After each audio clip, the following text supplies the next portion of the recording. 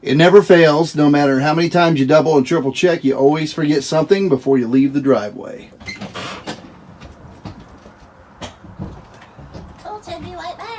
What do we forget? Huh? What do we forget? Hamby Bingers. 100% grass-fed. Whatever.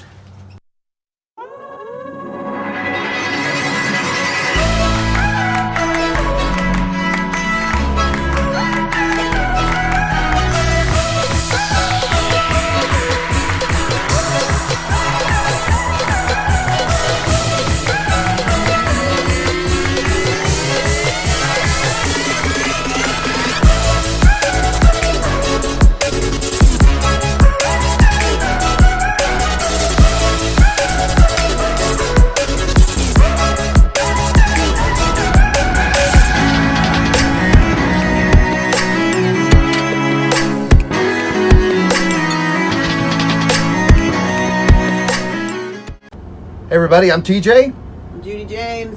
And that is Mimi, Sam, and Jules back there. And welcome to another episode of Midlife Adventures. We got a great trip planned for us right now. You can see we're in the motorhome, all packed up, engines warming up right now. And we're going to do a couple of firsts on this trip. We are headed our ultimate destination, Nashville, Tennessee.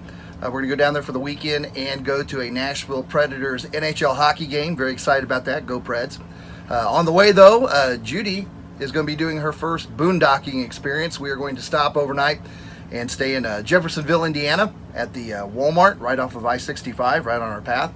And then the following day, we're going to make a quick stop at the National Corvette Museum, check out some of the cool stuff in there, and then we're going to roll into Nashville. So let's get going.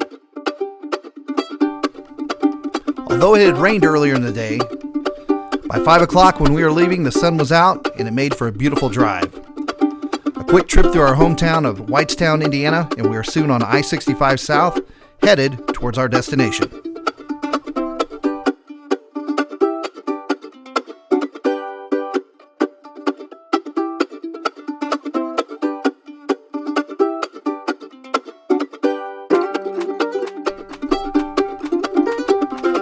Our little Mimi is not a fan of loud and unexpected noises, so it usually takes her a little time to get reacclimated to the motorhome. Now, on the other hand, her little sister Jules loves the road, loves the motorhome, and is always excited for our next adventure.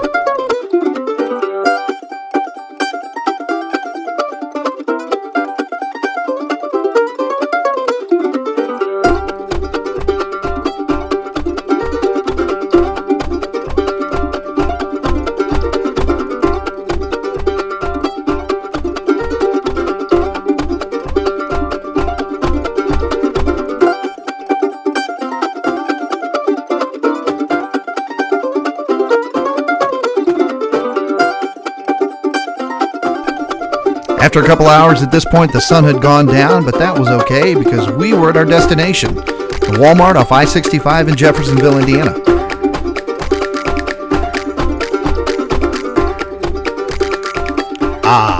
Home sweet home, for the night anyway. All right, so we're all set up.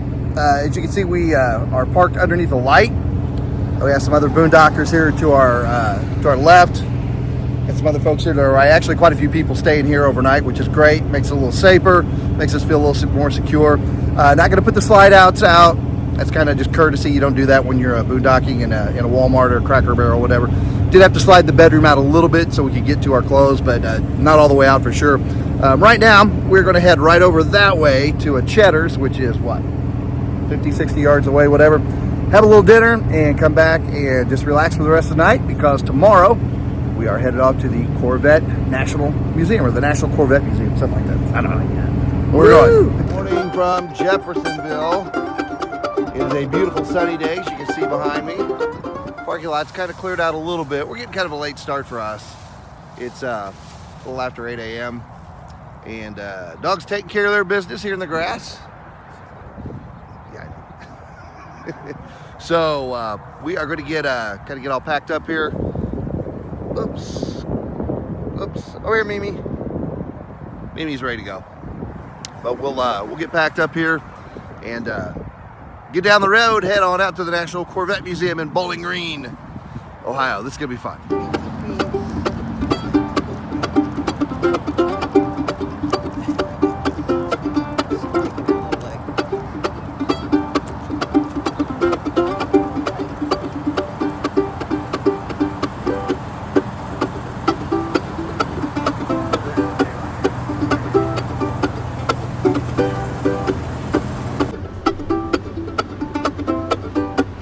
Now it was time to get the rig ready to roll down the road to Bowling Green, Kentucky.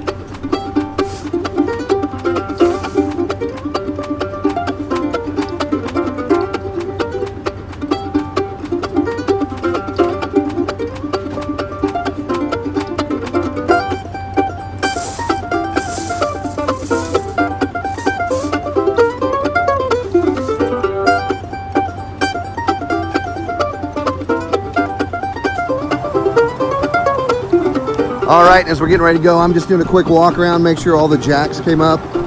Typically when you do a Walmart Boon Dock or you park somewhere that's not a campground or just a general parking lot, a couple things you don't want to do is you don't want to fully extend your slide outs, and you try if you can, especially in the summer when it's hot, not to use your jacks, your levelers. But as you can see here, we're on such a downhill climb. It's actually the rig's tilted towards us a little bit. We'd be sleeping with our head above our feet. That's not good, nothing healthy about that. So I popped out our bed slide and also the living room slide just a touch, so we had a little bit of room to walk around. So right now just making sure all the jacks are up. It looks like they are. Never hurts to do a double check. Make sure the doors are all closed. Had a couple of these open because I didn't do this. All good. Turn the generator off here in a second. We're going to go top off on gas and head on out to the Corvette Museum.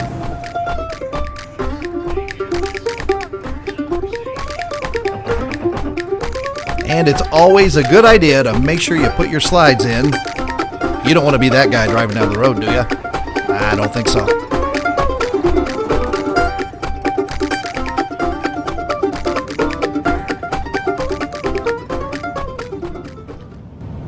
We are ready to go. Mimi's ready. There's Jules, Sam back there on the floor, ready to go. But before we do that, we got to check in on one thing. All right, Judy James, your very first ever boondocking experience in a Walmart parking lot. Your thoughts? It was a quiet night.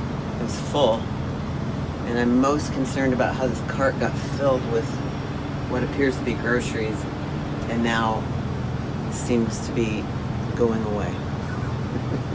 Yeah, that bag's got stuff in it, you can see. That cart was full this morning at 5 a.m. It was full of bags. And now I don't know what time it is. It's 9 o'clock. It's less full.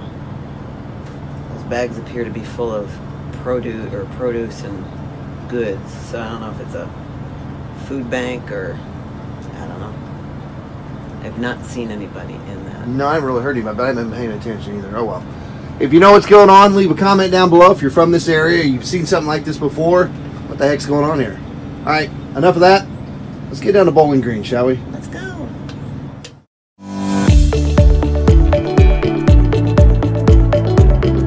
So we jumped back on I-65 South and headed towards Louisville, Kentucky. Bowling Green was only about an hour and 15 minutes away. However, first we needed to cross the Ohio River, and that involved going across the I-65 toll bridge. Now, there are no toll booths on this bridge, which means you're paying either electronically with, say, an Easy Pass, or your license plate is photographed and you are sent an invoice in the mail. Typically, if you pay by mail, you're going to end up spending about double what you would if you had an Easy Pass or some other electronic paying device. I certainly recommend, if you're going to be doing a lot of traveling and encountering a lot of toll roads, that you invest in some type of electronic payment device to save yourself a ton of money.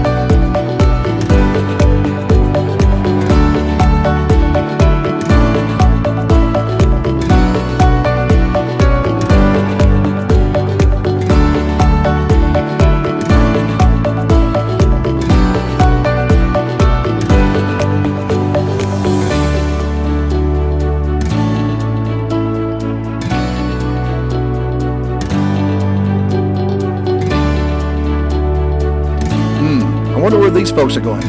Maybe they're going to the museum as well.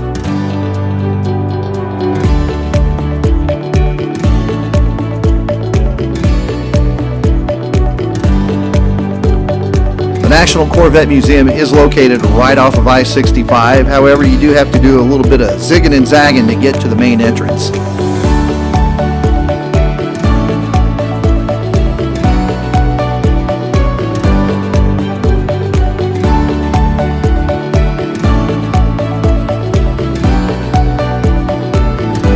Once you pull in, you are greeted by a very large parking lot, which also includes ample parking for motorhomes, fifth wheels, pull-behinds, and virtually any type of RV. On this particular day, the museum wasn't really busy, so we only had to share our parking lot with 2 other rigs. So we've made it to the National Corvette Museum. As you can see, there's us, 1 other motorhome, and that is a horse trailer pulled in here. It is blustery today, for sure. There's actually a high wind alert all the way down from Louisville. A couple of times it got a little breezy and kind of moved the rig around a little bit, not too bad. We did have an experience a couple of years ago in our other Class A, our Fleetwood, where we were on our way to a race event in St. Louis, there at Gateway Motorsports Park, which I think is now called WeatherTech Raceway. Anyway. We had to deal with a 45 to 50 mile an hour crosswind for about 100 miles. And let me tell you, that was a white knuckle experience for sure. That was exhausting, but not bad today. But I did want to show you this. If you plan on coming down here and you are in an RV, this is really nice. They have several water stations set up to where, you can top off your freshwater tank if you need to. They even have electricity, which they've got here. They just looks like they've got your basic 120 outlet, but down here at this one, I noticed there was a 30 amp plug-in. So if you need to plug in for whatever the reason, you've got a lot of room to do it. Water's really great. That really comes in handy. It's shut off now for the winter. We're shooting this here in early November, but throughout the year, gentlemen here in the maintenance told me that they keep those open. So if you need to top off your radiator, or more importantly, fill up your freshwater tank, you got an opportunity to do this. You see the colors here are just absolutely beautiful. I want to show you this. So this is pretty neat. These little picnic areas they have. There's 2 of them, and they overlook this beautiful little wooded area. We are in Bowling Green. Of course, we're right off the interstate. As you saw as we pulled up, this museum is just a mile or 2 from the General Motors Corvette factory. But yeah, look at this. A couple of picnic tables. You can see the other place right over there. But look at this view. This is something. Probably hard to see here because there's no depth perception whatsoever, but this just goes on and on. Absolutely beautiful.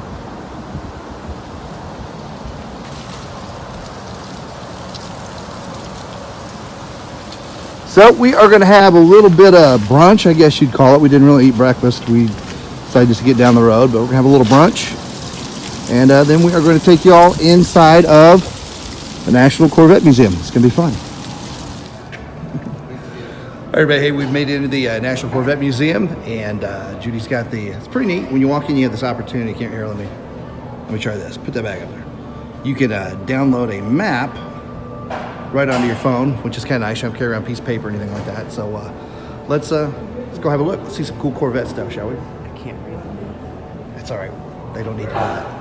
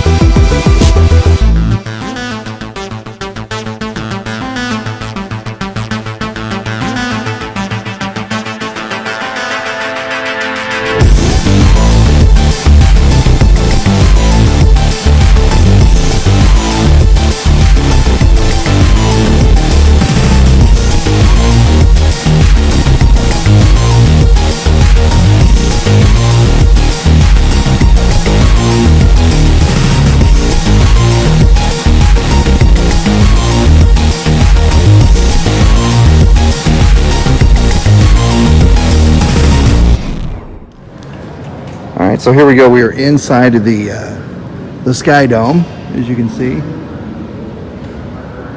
And this is pretty neat. You know, you talk about making lemonade out of lemons. Building caves in, so what they do, they make a new exhibit. So what we're looking at here is underneath us is a cave.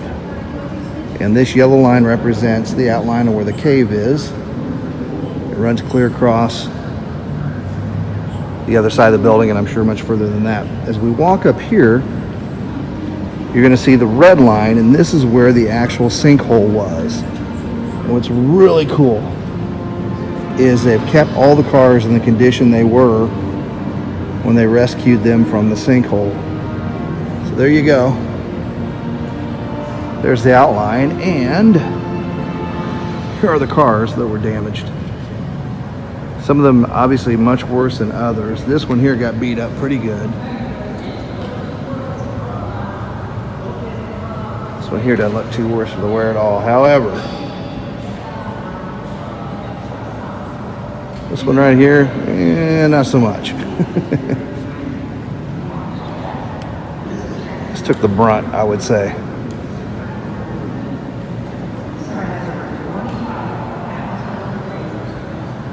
Look at that.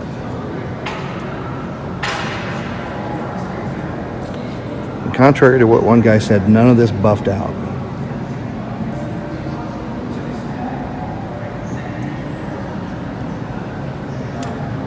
What do you think? Which one of these took the brunt of the cave in, you think? Yeah. That one was at the bottom of the pile. Oh, bottom of the pile, okay. So I guess the better shape they're in, the less destroy, or the closer to the top of the hole they must have been. This one was upside down. Wow. Hey, look at that. And the last one they pulled out. But how cool is that? I love that they took this and made an exhibit out of it. And you can see down into the cave right here.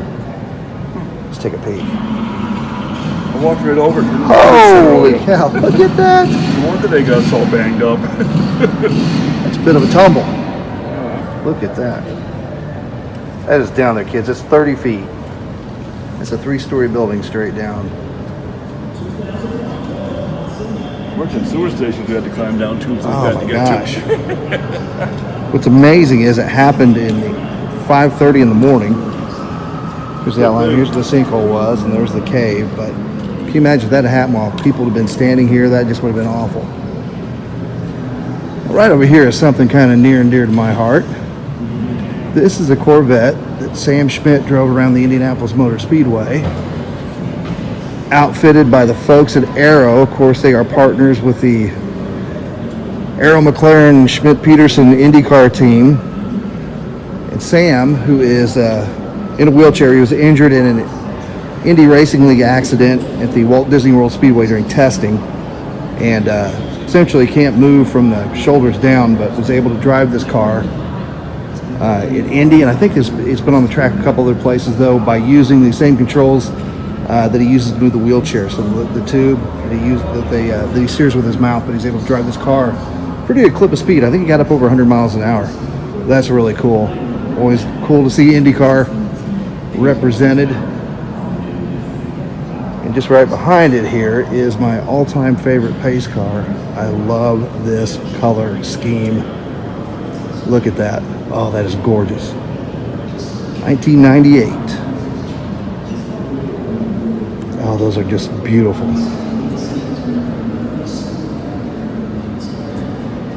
Get a nice shot of it here. Did you get the sinkhole outline? I did. Isn't that neat? Yeah, the sinkhole clear around over here.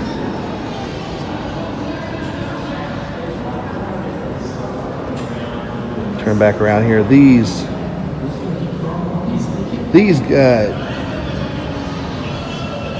didn't get beat up quite so bad. This was neat. I've seen a documentary on this and watched this. This was the 1 millionth Corvette to roll off the line. Back up here a little bit. And this one they did a little bit of restoration on, I believe. That'd be a good one. If you know any details about that, be sure to put them down in the comments. Would love to hear some more knowledge, or if you've got some information, love to hear it. But look at these, just 30 feet straight down. Another pace car. This is part of the kart team, the PPG Championship Auto Racing Team's kart, which was the rival open wheel series to the Indy Racing League. Look at that. Oh my gosh. Amazing. So after that, it was time for a quick lunch and then back on the road to head another hour and 25 minutes south to Nashville, Tennessee. We sure hope you enjoyed our video and kindly ask you to give us a thumbs up, subscribe to our channel, and also ring that notification bell so that way you'll know each time we post a new video. Again, thank you so much for watching, and we'll see you in Nashville.